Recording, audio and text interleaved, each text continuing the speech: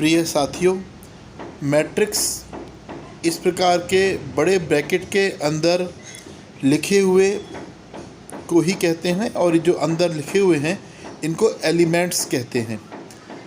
और ये जो आपको मैं एरो के द्वारा दिखा रहा हूँ इसको मैट्रिक्स की रो कहते हैं, यानी पंक्तियाँ। इसमें देखिए 3 पंक्ति हैं और 3 जो वर्टिकली हैं इन्हें कॉलम कहते हैं।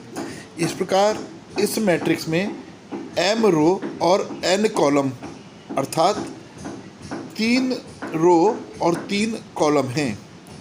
इस प्रकार हम कह सकते हैं इस मैट्रिक्स का ऑर्डर 3/3 है। कुल एलिमेंट 3/3 यानी 9 है, तो ऑर्डर ऑफ मैट्रिक्स 3/3। अब मैंने दूसरी मैट्रिक्स लिखी, इसमें 2 रो हैं और 3 कॉलम हैं, 1 2 3, ठीक है। तो इस तरह हम कहेंगे ये 2/3 ऑर्डर की है। अब ये जो इसके अंदर एलिमेंट हैं यानी 1 जो है A11 है। अब A11 कैसे है या 4A12 कैसे है? देखिए ये पहली रो है और दूसरे कॉलम का एलिमेंट है। दूसरे कॉलम जैसे ग्राफ आप खींचते थे तो एक्स एक्सिस और वाई एक्सिस जो पॉइंट काटता है दोनों लिखने पड़ते थे ना वहाँ, इसी तरह से ये है। अब देखिए 3 जो एलिमेंट 3 लिखा हुआ है ये क्या है? तो ऊपर वाला 3 है, पहली रो है और तीसरा कॉलम है, यहाँ पर ये 3 है। ये आपकी समझ में आ गया होगा। ये दूसरी रो और दूसरा कॉलम कौन है? 4। बिल्कुल जस्ट लाइक अ ग्राफ, जैसे ग्राफ पे कोई पॉइंट हम खींचते थे उसी तरह से यह भी है। अब देखिए यहाँ पर हम लोग आ गए, तीसरी रो का दूसरा कॉलम, तीसरी रो और दूसरा कॉलम कॉमन कौन है? 1। तो आपको रो और कॉलम से एलिमेंट पहचानना आ गया होगा। अब देखिए अगर ऐसे लिखें A11, ये हमारा 11 यानी पहली रो का पहले कॉलम का एलिमेंट, और इसको हम कह सकते हैं पहली रो के दूसरे कॉलम यानी 1 2। हम इसे A12 नहीं पढ़ते हैं, A13 अलग अलग पढ़ते हैं। इसी तरह से ये A21 दूसरी रो शुरू हो गई और पहला कॉलम चल रहा है तो A21, दूसरी रो और दूसरा कॉलम तो हम कहेंगे A22। अब देखिए तीसरी रो और दूसरा कॉलम तो क्या कहलाएगा? तीसरी रो यानी A3, कॉलम दूसरा तो A32। क्लियर हो गया? तीसरी रो पहला कॉलम तो A31। अब इनमें एक विशेषता और देखिए इन्हीं के साथ, ये तो एलिमेंट आपने पहचानना सीख लिया होगा। अब ये दूसरी रो और तीसरा कॉलम तो A23। अब यहाँ पर देखिए ये जो ऊपर का जो ट्रायंगल बन रहा है ये दूसरी रो दूसरा कॉलम, और अब जो हम लिखने जा रहे हैं A33। गैस करिए क्या लिखेंगे? A33। अब A11 A22 A33 ये इसका एक डायगोनल बन गया है, और बन रहा है ना डायगोनल A11 A22 और A33। A11 A22 A33 इसके डायगोनल के एलिमेंट कहे जाते हैं। ये इसके डायगोनल्स के एलिमेंट हैं। किसी क्वेश्चन में अगर ऐसा आएगा, वास्तव में डायगोनल से मैट्रिक्स की अलग अलग डेफिनेशंस निकलती हैं जो हमें समझ में आनी चाहिए, तो हमें इसके डायगोनल को पहचानना चाहिए। अब ऐसा मत कर देना कि उल्टा खींच लो। अब देखो ये एक्सरसाइज 3.1 का ये पहला क्वेश्चन है। सबसे पहले मैट्रिक्स की डेफिनेशन जो हमें अपनी फेयर कॉपी में लिखनी है। इट इज़ एन अरेंजमेंट, है ना, जो व्यवस्था है जो हमने बनाया है, it is an arrangement in which, जिसमें m रो यानी पंक्तियों की संख्या और n कॉलम यानी स्तंभ की संख्या है। इस डेफिनेशन को हमें अपनी फेयर कॉपी में भी लिख लेना चाहिए। इस प्रकार के अरेंजमेंट को मैट्रिक्स कहते हैं, ठीक है। अब देखिए पहला क्वेश्चन, ये मैट्रिक्स आपके सामने बनी हुई है। इसमें इन्होंने ये एलिमेंट्स पूछे हैं जो इंडिकेटेड हैं, यानी A13 A11 आदि आदि। तो यहाँ से आप इन्हें पहचानिए और अपने आप लिखिए, फिर इस सॉल्यूशन से आप इसको मिला सकते हैं, ठीक है। ऑर्डर 3 रो हैं, 4 कॉलम है, इसे 3/4, 3 इंटू 4 करके लिखा जाता है। नंबर ऑफ़ एलिमेंट्स, अगर हम 3 गुणा 4 कर दें तो 12 आएगा। आप चाहे तो एक एक करके गिन भी सकते हैं कि इसमें कुल कितने एलिमेंट हैं। अब यहाँ से एक नंबर वाले क्वेश्चंस भी शुरू होते हैं कि कोई नंबर दिया जाएगा और आपको मैट्रिक्स लिखनी होगी, जैसे कि क्वेश्चन नंबर 2 जब आप बुक पढ़ेंगे तो आगे देखेंगे।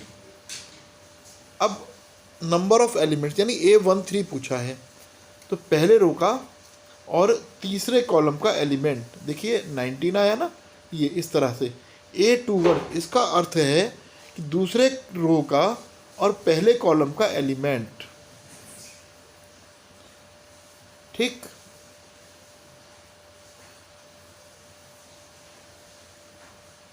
क्योंकि दूसरा ये छोटे छोटे प्रश्न हैं और इनसे हमें मैट्रिक्स भी बनानी होती है। मेरी सोच ये है कि पहले आप अपने आप करिए इस बताए हुए के अनुसार, फिर इसको मिला लेना। आगे शुरू होते हैं टाइप्स ऑफ मैट्रिक्स। देखिए इस मैट्रिक्स में एक रो है और 3 कॉलम हैं, इसलिए हम कहेंगे 1/3, और इस तरह की मैट्रिक्स को रो मैट्रिक्स भी कहते हैं। ध्यान देना है, रो मैट्रिक्स भी कहते हैं।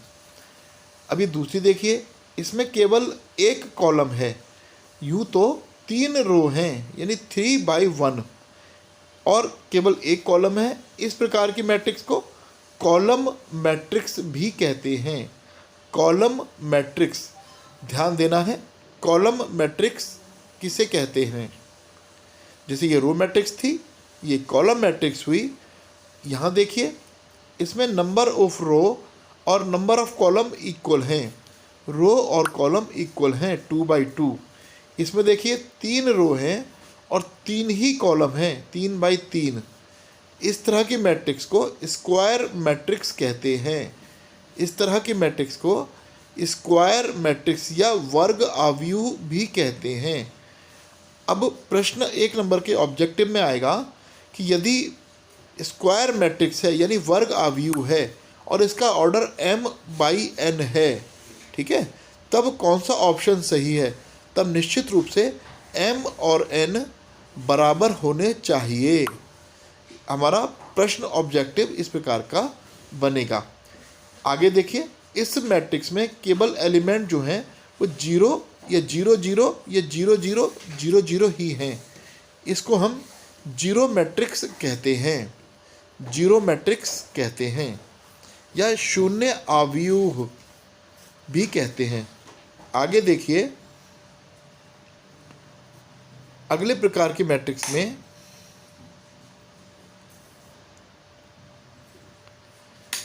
यहाँ पर आप डायगोनल देख रहे होंगे 1 3 4 लिखा हुआ है, ठीक है। बाकी सारे एलिमेंट्स 0 हैं, केवल डायगोनल पर 1 3 4 लिखा है, बाकी सारे एलिमेंट्स 0 हैं।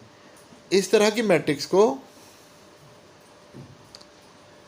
जबकि डायगोनल पर ही कुछ लिखा हो, और ये भी देखिए कि अलग अलग एलिमेंट लिखे हैं, एक से एलिमेंट नहीं लिखे हैं जो आगे भी लिखे हुए हैं। इस प्रकार के मैट्रिक्स को डायगोनल मैट्रिक्स कहते हैं।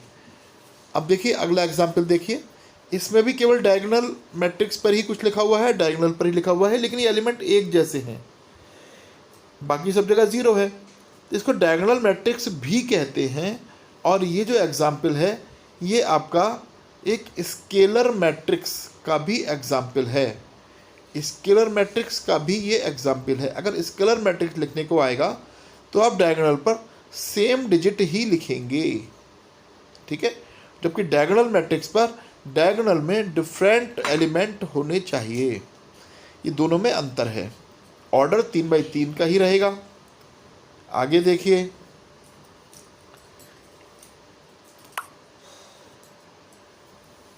अगली मैट्रिक्स में डायगोनल मैट्रिक्स है, एलिमेंट लिखे हुए हैं यानी स्केलर मैट्रिक्स है, लेकिन ऊपर के तीनों जो हैं 0 हैं।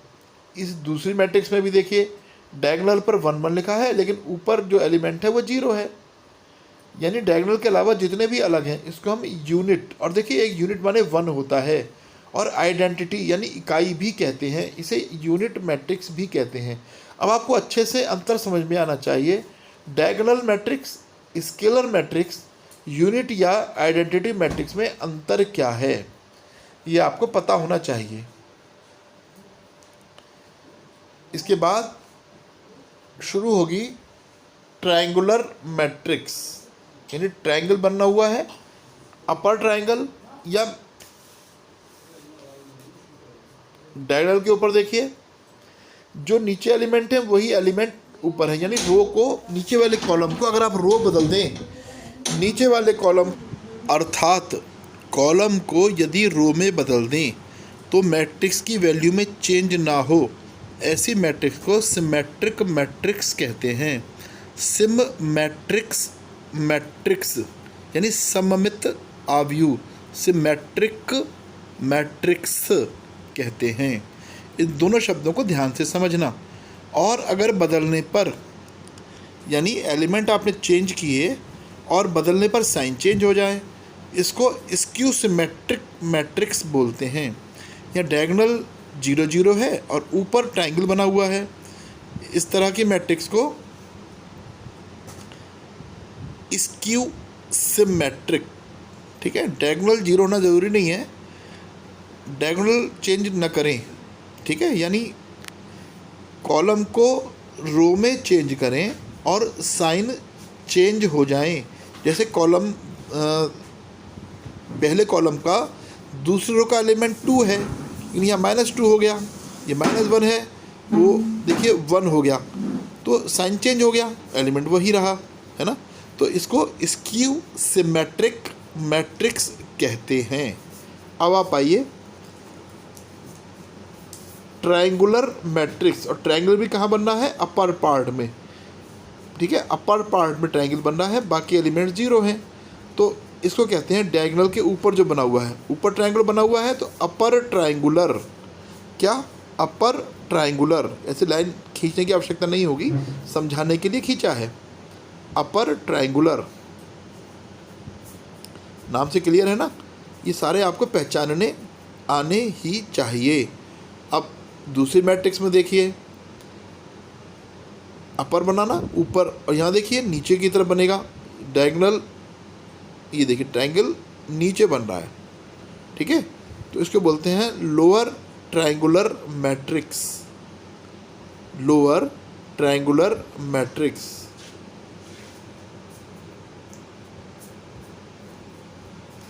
ये सारी चीज़ें अपनी फेयर कॉपी में अच्छे से नोट कर लेना, इनको याद भी कर लेना।